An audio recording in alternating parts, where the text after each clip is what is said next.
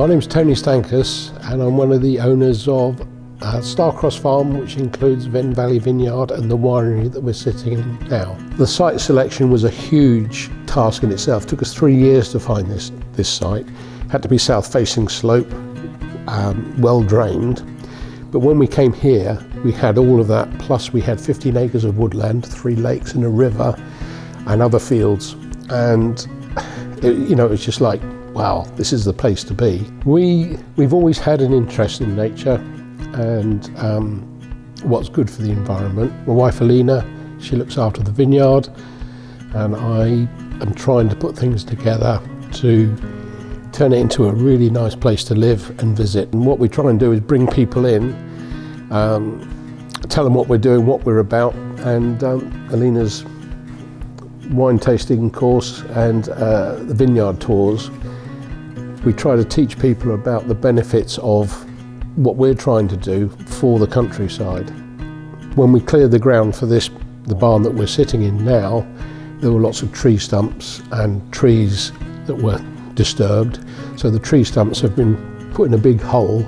It's a natural depression, and it's slowly rotting away, and it's full of moss and ferns and beetles and all sorts of things, and the birds proliferate around here.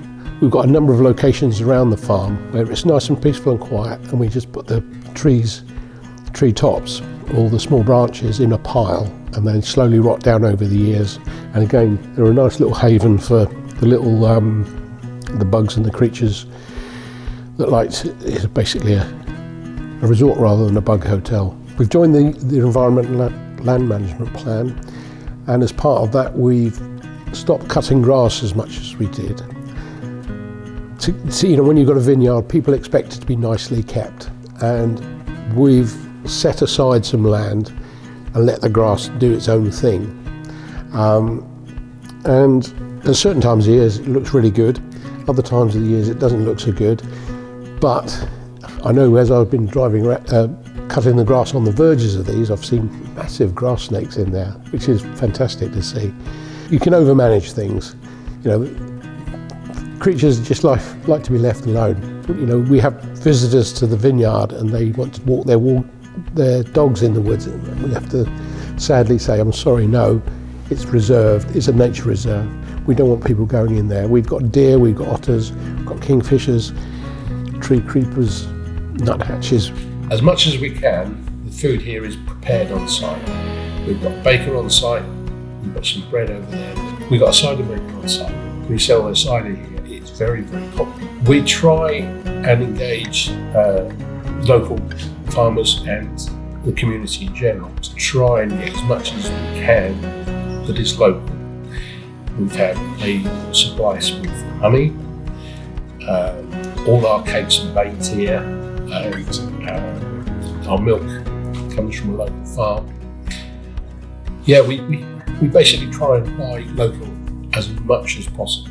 Before we came here, we lived in a small house, and what we would do there was we'd have a corner of the garden where we would compost everything.